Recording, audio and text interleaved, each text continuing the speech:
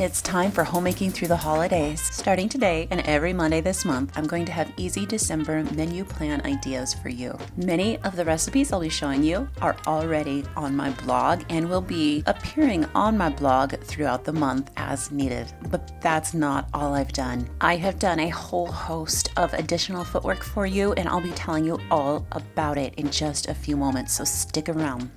It is one of the busiest months of the year for mothers everywhere. I am here to help you at least with the meal planning and meal ideas for the month though. But of course that's not all. As with most of my videos, we're also going to talk about some faith-centered topics. As I'm going through and making the recipes, I want to talk about holidays when it's hard because of various reasons. For me, this is going to be my first Christmas without my grandmother in my life. She passed away early this year, but I also want to focus on coping when you're either estranged from a family member or have a family member or family members who don't value you or seem to care to choose to spend time with you and your family. I have more experience in that area than I honestly wish I had, and so we're going to talk about that. It's a hard topic, and the holidays can be hard for some people because of these topics.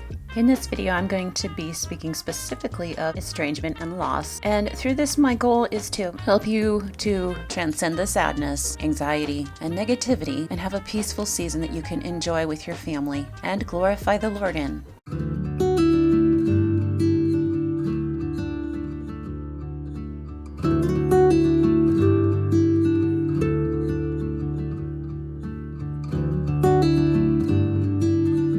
As a busy home educating mom of 6, I find December to be one of those months that I have mixed feelings about. I love the celebrations, the holiday. I love Christmas. I love the New Year's coming, and it feels like, a fresh new start. There's something so nostalgic and just historical, it feels like, about Christmas, and I love history. I think one of the reasons I have mixed feelings about it though is because there's a lot of extra work for me as the mom. And it's not that I'm afraid of hard work. I work 14 to 17 hour days all of the time. But when the holidays come around, there's more work on top of what is already there. And I think most of us can relate. What happens though when you are estranged from family members, or if you've had family members that have passed away, is that essentially for a lot of us, there's either mixed feelings of nostalgia or anxiety we equate with the holidays. So while I'm showing you guys some of the recipes and the menu items for inspiration in this video, I thought we would talk about that.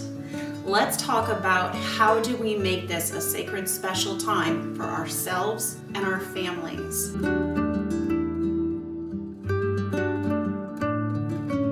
Let's face it, before we know it, our kids are going to be growing up and moving out. And I think what we all want is to create experiences that they're going to want to come home to be with us again for, especially during the holidays.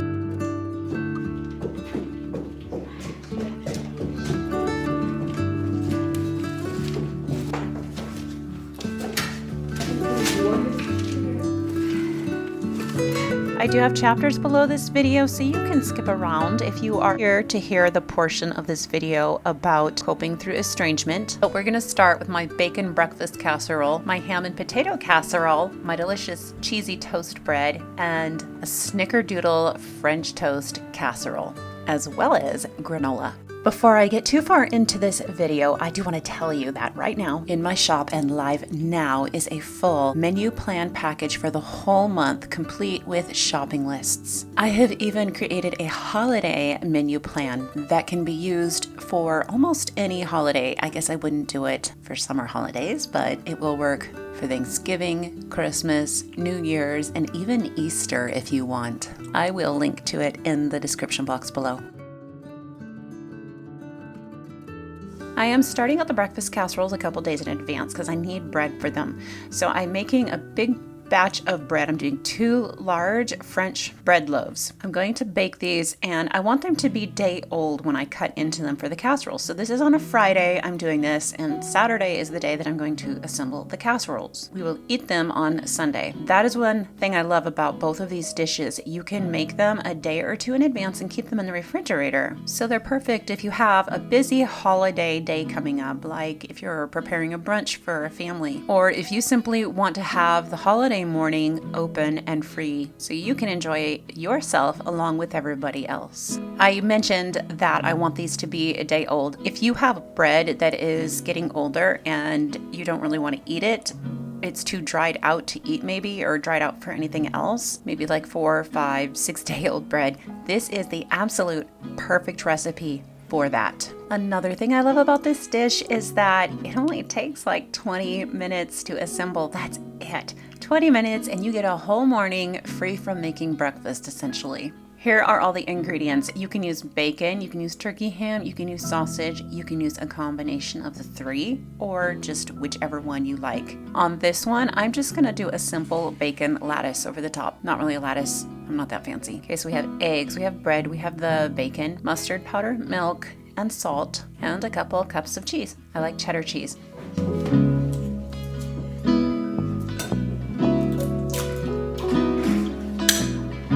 This recipe is so simple that I'm positive it's going to rise to one of your top favorite breakfast recipes. It's simply 6 eggs, a quart of milk, a teaspoon of salt, and a teaspoon of mustard powder. You whip all of this together. In your pan, you want to layer a layer of bread chunks, a cup of cheese, and then your meat, unless you're using bacon. If you're using bacon, you just want to save that all for the top. Once upon a time, one of these casseroles would feed our family, but our family has grown to the point that we need 2 of them now. Every time I forget that and I just make one, everybody is so disappointed. Every time I make this, I always think of one of my grandmothers. It was her recipe. I was blessed to have 4 grandmothers growing up. The one that made this casserole is always the one whose house we would go to for Christmas. She was an amazing hostess. She would start days in advance. Since we were coming from out of town, this would mean we would usually come in the day before. So I got to see a little bit of how she pulled off hosting some of those old-fashioned traditional Christmas parties. So if you're using ham or a sausage, like a nice breakfast sausage, you would sprinkle some of that in. Then you would go down with more bread and your last cup of cheese. You can put more cheese in if you like. If you're doing bacon, you want to lay it over the top to completely cover the dish. Another optional step is to melt 1/2 a cube to a whole cube of butter and drizzle that over the top. Then you want to pour your egg and milk mixture over it. You kind of want to whip it as you're pouring it, otherwise the salt and the seasoning will all go to the bottom. After you've got it all assembled, you want to put your foil over the top, or parchment paper if you want to do that first. And then you want to put it in the fridge for 12 to 24 hours. About 2 hours before baking, you want to pull it out, let it sit on the counter for 1 hour. Then you want to put it in the oven. Don't preheat your oven. Just pop the casserole in and turn the oven on. Bake it for 30 minutes, remove the foil, and bake it for another 30 minutes, keeping a good eye on it. Once it's done, you want to let it sit on your countertop for about 20 minutes before you cut into it. 15 might work. I just had a random thought about holidays growing up. We had this one side of the family where if the men did the cooking, the women would do the cleanup. And if the women did the cooking, the men would do the cleanup. So I just remember it being said, whoever did the cooking, the opposite had to do the cleanup. And that was a really nice rule.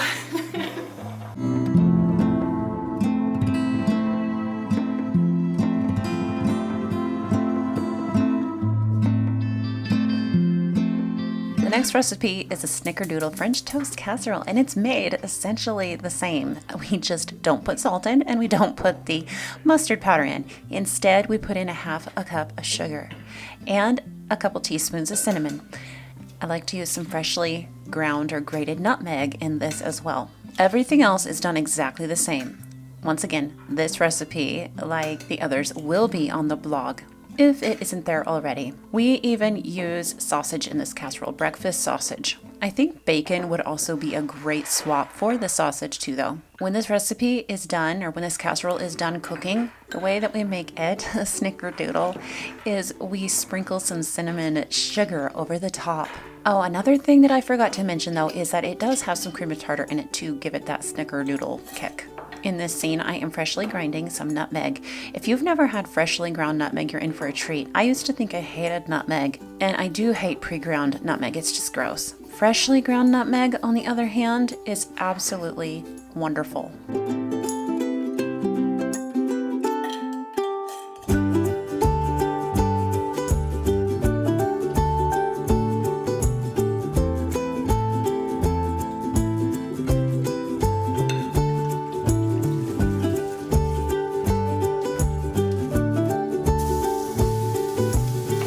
I'm going to talk a little bit about the pain of estrangement towards the end of this video. But something I want to point out that always helps so much to just kind of dig into is spending time with your kids. And an easy way to do that through the holidays is invite them into the kitchen with you.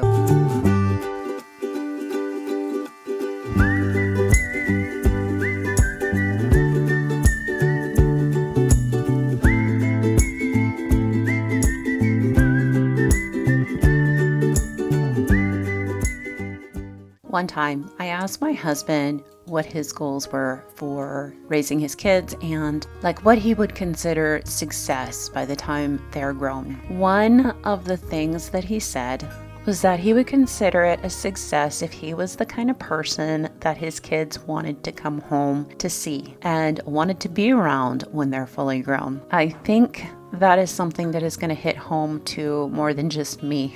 Raise your hand if that is one of your goals. Recently, I lost my grandma, and this is the first Christmas where I won't be calling her. I used to go see her at least once a year, but it was hard when I was living in the Midwest because I didn't make it home for many visits, during which time I lost her husband, my grandpa, an uncle, another uncle, and my great-grandma. When I got back to my hometown and went over to go see my grandma, most of the family had passed away that had been there before. It had always been such a highlight driving over the mountains and so exciting to get to go home to that side of the family for a visit. This visit though, that first visit when I got back into town, was very hard. When the people that used to create the holiday specialness and spirit pass away and something strange happens, the torch is passed and it becomes all on us to continue the traditions. Sometimes it happens to us before we were quite ready for it. Almost like the saying, hey, I wasn't ready to adult yet. No matter how old we are, I don't think we're ever ready for those people to pass away that made us feel loved and secure and special and that hosted the holidays for us. It helps to remember how special they made us feel if they did make us feel special. And to remember that's what we're doing for our kids.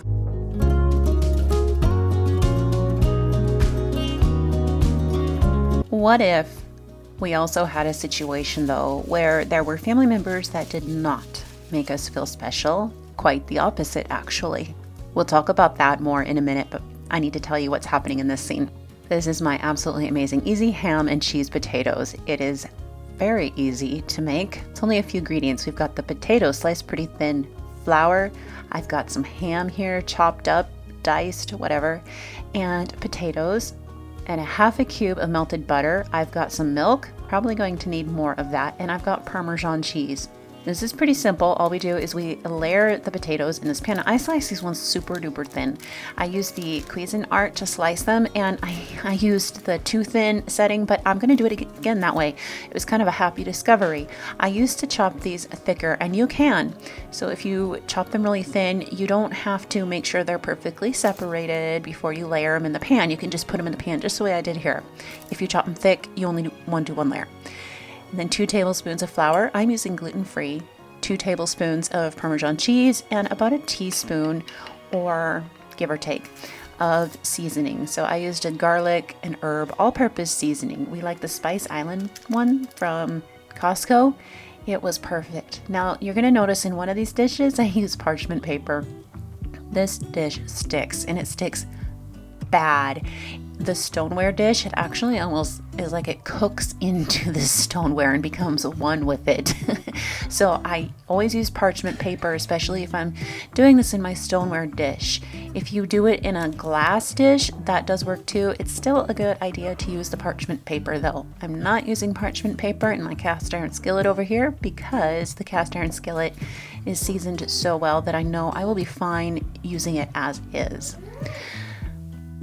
I learned how to make this dish from one of my aunts. When my little brother and I were children, we would go spend about a week with my aunt and uncle, and they were the most amazing cooks. This is one of the dishes that they made. My mom was getting concerned because I was 10 and didn't know how to cook anything yet.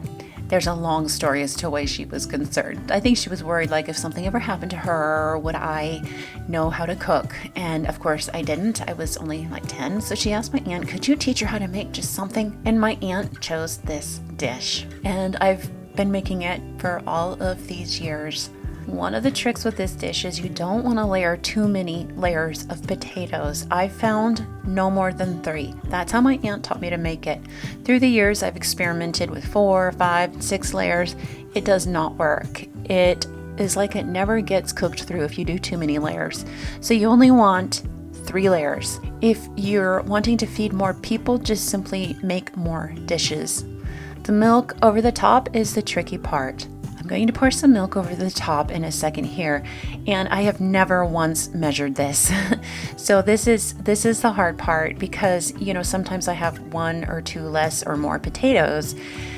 With the milk, you want to pour it in until you can see it coming up the sides. That's how my aunt taught me to do it. If it starts to get a little dry while it's cooking, you want to add more milk. You don't want this thing to get too dry while it's cooking.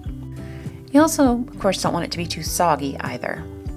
To bake it, you want to bake it at about 350 to 375 degrees, and you want to cover it for half of the baking time. Halfway through the baking, you want to take the cover off so that the top gets nice and golden. So I cook it with the cover on for about 30 to 40 minutes. Then I cook it another 30 minutes or so until it's golden on top and tender with a fork. So when you dig into it with a fork, like the side of a fork, it should be very soft. I did not make enough of this last time I made it. You see these 2 dishes here? Well, they were gone in a little bit of no time.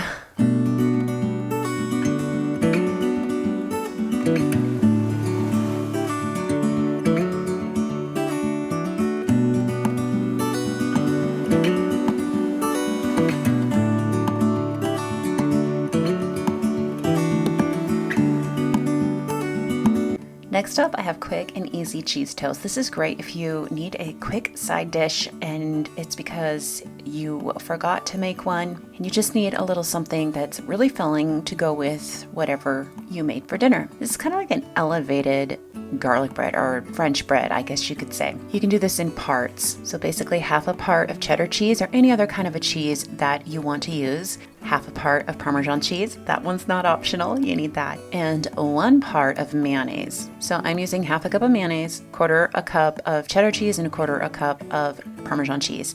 And then I'm gonna put in a couple shakes or sprinkles of some garlic salt. You only want about a tablespoon of this on your toast. It kind of swells up when it's cooking and gets kind of fluffy. I have to watch this really carefully so I don't burn it because I use the broiler to make this. You don't have to broil it. You can just put it in a really hot oven, like 400 degrees, and let it cook for a few minutes. That's the safer way to do it if you're prone to burning things under the broiler, like me.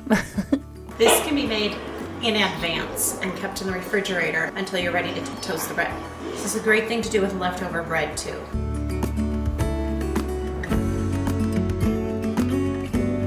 It is always nice to have a quick breakfast that you do not have to cook, that you can just set out and go. Cereals have so many bad ingredients in them though, so we like to make our own granola, especially since it's so easy. For my granola, I use a cup of coconut oil, 1 cup of honey, about a tablespoon of lecithin if I have it. I like sunflower lecithin. It gives the granola just a little bit more of a flaky texture. And then I do 2 teaspoons of vanilla and 12 cups of oats. You want to mix this completely, so it needs to be thoroughly mixed. I like to use a KitchenAid. You can add a cup of nuts, you could add chia seeds, any kind of seeds you want. You really can add almost anything to this, and you can mix up the flavors too. So for Christmas, you could add cinnamon and nutmeg or almond extract. You could add maple extract or maple syrup. Baking this is tricky. You don't want to overcrowd the pan when you go to bake it, and you need to stir it quite often. I bake mine at about 200 degrees Fahrenheit because if I cook it any hotter than that, I am always prone to burn it. I burn a lot of things, don't I? So I like to cook it at 200, and that gives me a little bit of cushion. I set the timer and I stir it about every 15 minutes. When it's done, it might not seem quite done. It might seem a little soggy still.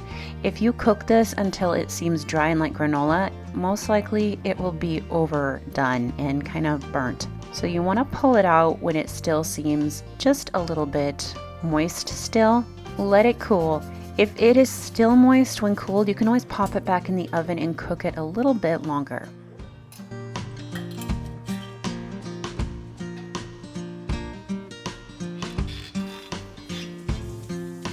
It's a common misconception in the world of Christianity that to choose to estrange somebody is unchristian. Here's what the Bible actually has to say about that though. 1 Corinthians 5:11, quote, "But actually I wrote to you not to associate with any so-called brother if he is sexually immoral, or a greedy person, or an idolater, or is verbally abusive, or habitually drunk, or a swindler, not to even eat with such a person." It also says in Proverbs 22:24 through 25 not to make a friendship with an angry man, lest thou learn his ways and snare thy soul. You see, friends, there are certain behaviors that are contagious. They're like a disease, and once you catch them, they can be very difficult to be set free from. So let's say you've made the choice to estrange somebody, and you're going through holidays without them now. Comes as a surprise for so many of us after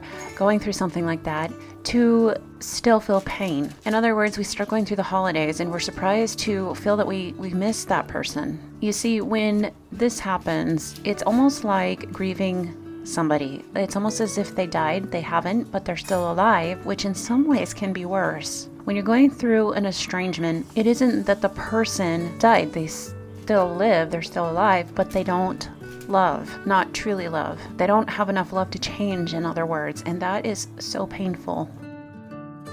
Sometimes, though, it's not us that made the choice for the estrangement. Sometimes it's other family members. I have family members that I essentially just gave up trying to be close with. My husband and I moved our family almost 2,000 miles to be closer to some of the family members that we thought we would be close with but are not. After trying and trying, extending olive branches, it just became time to give up because it seemed like every time we would try, we would get hurt again. I guess our lives and beliefs are just so different that it seems they really do not want to have anything to do with us. It's been difficult to accept. So that's a really hard situation that is in my life.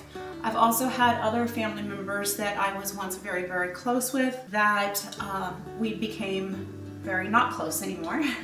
So I know what it means to be estranged from family members. And right now I'm making a dish that coincidentally is for a friend of mine that has just become such a close friend just in the last couple of years. And I'm making this because she's getting ready to have a baby. I've learned that we can take our focus and we can just completely be so absorbed with the loss of a family member that doesn't seem to care much about us. And we can let it completely consume us. Or we can turn around and see the people that are standing there that want to be in our lives. They want to be friends with us. They want to be close to us. So this friend that I'm making this casserole for here, when she stepped into my life, I didn't even pay much attention to her because I was so engrossed with the family members that I was not close with anymore, and I couldn't understand why the relationship with the family members was like it was. I actually had to go to therapy. I was so torn apart by all of it. I was broken. I was so broken. And once I started putting some of the pieces of my heart back together and experienced some healing, I realized there's this one girl, this friend. She wanted to be a friend, and she'd been there all along. Not just her, there were others as well. And I realized, what am I doing? I have all of these people that want to be my friend. They want to be close and have like a family relationship, friendship, and I'm just like letting it pass by because I'm so,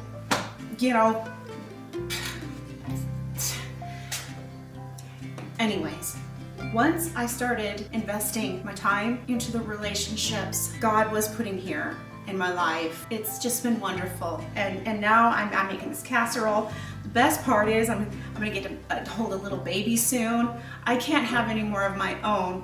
We wanted more children, but we're not able to have more after our sixth was born. So now I get my kicks holding my friends' babies, and I've got all of these younger friends that are all having babies, and it's just the greatest thing, and I get to be in their lives. And I get to be that person that I didn't have through many phases of my own journey. And that is a wonderful feeling to know that without me, these people would be feeling a lot like I used to feel at certain times in my journey, but I get to help fill a piece of the puzzle in their lives. And that is just, it's one of the greatest joys. So I think that's one of my biggest tips is if you've got family members that you're estranged from, or that you're having a really hard relationship with, maybe pull back. Maybe that's not where God wants you focusing your time and investing your energy. Look around. Is there another place that time and energy would be better invested in? And I guarantee you, if there is, you're gonna get so much more joy out of seeing what God has there waiting for you. Sometimes He closes doors with people in our life, and it might not be forever. It might just be for a season, and it's very painful when that happens, when we don't want it to happen. But there's usually a reason if He does close a door with relationships. When we can accept that and move on and see what God has for us, it is just heart overflowing. So after having a baby, you don't want to have to do dishes. You want to be able to just pop things in the oven and toss them. So I've got these foil containers here, and I'm lining them in parchment paper because foil is not good to eat from. So parchment paper is going to help barrier. I honestly don't know parchment paper is that much better, but I'm assuming that it is. Otherwise, I would think I would have heard that parchment paper is, going to kill us all. But anyways, there's a trick with parchment paper. See, like this. It's not going to stay. It's going to keep rolling up while I'm trying to put my stuff in. So if you wad it up, and it stays in there. I also find that food seems to taste weird when it's cooked in foil too. I can actually taste it. At least I feel like I can taste it. All right, this is so simple. So all this is a spaghetti sauce with some hamburger. And normally I would do turkey. Turkey's more affordable, ground turkey, and it's delicious. But I want a hamburger for my friend because after you have a baby, you need to get that, the blood built back up in your body, and red meat is what you need for that. So I'm using beef for my friend. So this is just spaghetti sauce and macaroni pasta because she already has a whole bunch of other kids, and kids love macaroni. So we've got macaroni pasta and the spaghetti sauce, and you mix it all together kind of like a goulash. But this is where it gets really fun and interesting. We're gonna layer it in here with different cheeses. I made this dish for the freezer before my fourth was born. And after he was born, oh my word, this is one of my favorite dishes. I think I made it with penne. You can make it with any kind of pasta. But I made this dish and I made like 3 of them, and all 3 times it really hit the spot. After having a baby, this is like the best dinner. Anyways, I know better than to put plastic wrap over the top. So I'm thinking, after my friend has her baby, her husband's probably gonna be the one popping casseroles in the oven, probably not her. And if I put plastic wrap over the top, he might forget to take it off. He might not, because he cooks too, but one time I put plastic wrap down and then foil. My family didn't realize that I had done that, and they popped it in the oven, and so after it was cooked, it had all that plastic wrap on the top. So I've learned, don't use plastic wrap. You want to seal it because if it's going to go in the freezer, it will get freezer burnt. So what you do is you just take more parchment paper and you put it on the top. Then you put your foil on. You really want to smash it in there so that it does not get freezer burnt, because it will get freezer burnt. Like if there's a bunch of air hitting it, it will get freezer burnt in a pretty short amount of time. I'm smiling thinking of my friend's baby. I can't wait to meet the little one.